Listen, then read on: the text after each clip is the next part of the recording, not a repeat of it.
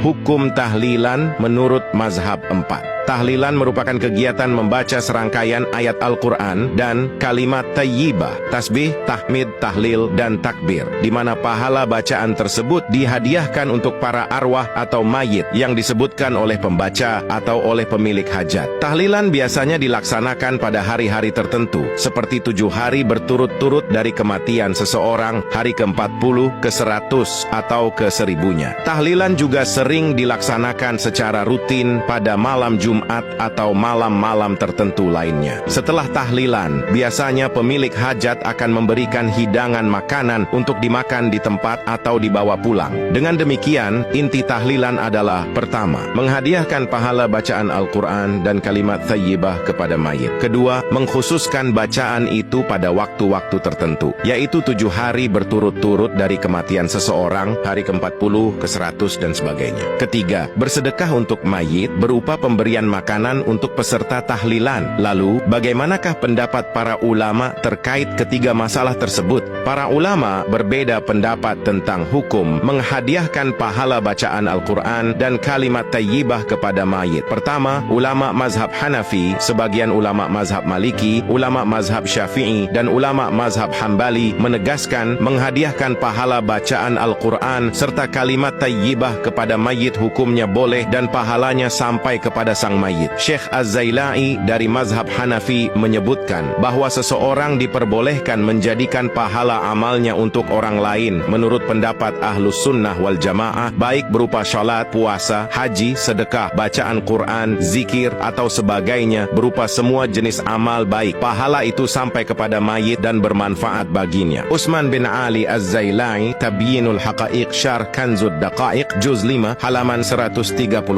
Sedangkan Syekh Ad-Dasuqi dari mazhab Maliki menyebutkan, jika seseorang membaca Al-Quran dan menghadiahkan pahala bacaannya kepada mayit, maka hal itu diperbolehkan dan pahala bacaannya sampai kepada mayit. Muhammad bin Ahmad bin Arafah Ad-Dasuqi, Hasyiatud Dasuqi alas Syarhail Kabir, juz 4, halaman 173. Imam Nawawi dari mazhab Syafi'i menuturkan, dan disunnahkan bagi peziarah kubur untuk mengucapkan salam kepada penghuni kubur serta mendoakan mayit yang diziarahi dan semua penghuni kubur. Salam serta doa lebih diutamakan menggunakan apa yang sudah ditetapkan dalam hadis Nabi. Begitu pula disunnahkan membaca apa yang mudah dari Al-Quran dan berdoa untuk mereka setelahnya. Yahya bin Syaraf An-Nawawi Al-Majmu' juz 5, halaman 311. Syekh Ibnu Qudamah dari mazhab Hanbali juga menuturkan, dan apapun ibadah yang dia kerjakan serta dia hadiahkan pahalanya kepada mayit muslim akan memberi manfaat untuknya, insya-Allah. Adapun doa, istighfar, sedekah, dan pelaksanaan kewajiban, maka saya tidak melihat adanya perbedaan pendapat akan kebolehannya. Abdullah bin Ahmad bin Muhammad bin Qudamah Al-Mughni, juz 5, halaman 79. Di antara ulama yang membolehkan menghadiahkan pahala bacaan Al-Quran dan kalimat tayyibah kepada mayit adalah Syekh Ibnu Taimiyah. Dalam kitab Majmu'ul Fatawa disebutkan, dan adapun bacaan, sedekah, dan sebagainya berupa amal-amal kebaikan, maka tidak ada perselisihan di antara para ulama Ahlus Sunnah wal Jamaah akan sampainya pahala ibadah harta seperti sedekah dan pembebasan atau memerdekakan budak, sebagaimana sampai kepada mayit juga pahala doa, istighfar, syalat jenazah, dan doa di samping kuburannya. Para ulama berbeda pendapat soal sampainya pahala amal jasmani seperti puasa, salat, dan bacaan. Menurut pendapat yang benar, semua amal itu sampai kepada mayit. Ahmad bin Abdul Halim bin Taimiyah, Majmu'ul Fatawa, juz 24, halaman 366. Kedua, sebagian ulama mazhab Maliki yang lain menyatakan, pahala bacaan Al-Quran dan kalimat tayyibah tidak sampai kepada mayit, karenanya hal itu tidak diperbolehkan. Syekh Ad-Dasuqi dari mazhab Maliki menulis, penulis kitab At-Tawdih berkata dalam kitab At-Tawdih bab haji, pendapat yang diikuti dalam mazhab Maliki adalah bahwa pahala bacaan tidak sampai kepada mayit. Pendapat ini diceritakan oleh Syekh Qarafi dalam kitab Qawaidnya dan Syekh Ibnu Abi Jamrah. Muhammad bin Ahmad bin Arafah Ad-Dasuqi, Hasyiatud Dasuqi ala Syarhil Kabir, juz 4, halaman 173. Para ulama berbeda pendapat tentang hukum menghadiahkan bacaan Al-Quran dan kalimat tayyibah kepada mayit. Mayoritas ulama meliputi ulama mazhab Hanafi, sebagian ulama mazhab Maliki, ulama mazhab Syafi'i, ini ulama mazhab Hanbali dan Syekh Ibnu Taimiyah membolehkannya, sedangkan sebagian ulama mazhab Maliki yang lain melarangnya. Mayoritas ulama membolehkan pengkhususan waktu tertentu untuk beribadah atau membaca Al-Quran dan kalimat thayyibah seperti malam Jumat atau setelah melaksanakan sholat 5 waktu. Mereka berpegangan kepada hadis riwayat Ibnu Umar. Dari Ibnu Umar radhiyallahu anhu, ia berkata, Nabi Shallallahu alaihi wasallam selalu mendatangi Masjid Quba setiap hari Sabtu dengan berjalan kaki dan berkendara. Abdullah Ibnu Umar radhiyallahu anhu juga selalu melakukannya. Mengomentari hadis tersebut, Al-Hafidz Ibnu Hajar Al-Asqalani berkata, hadis ini menunjukkan kebolehan mengkhususkan sebagian hari atau sebagian waktu untuk melaksanakan amal saleh dan melanggengkannya. Ahmad bin Ali bin Hajar Al-Asqalani, Fathul Bari, Juz 4 halaman 197. Artinya mengkhususkan hari tertentu seperti 7 hari berturut-turut dari kematian seseorang, hari ke-40, ke-100, ke-1000,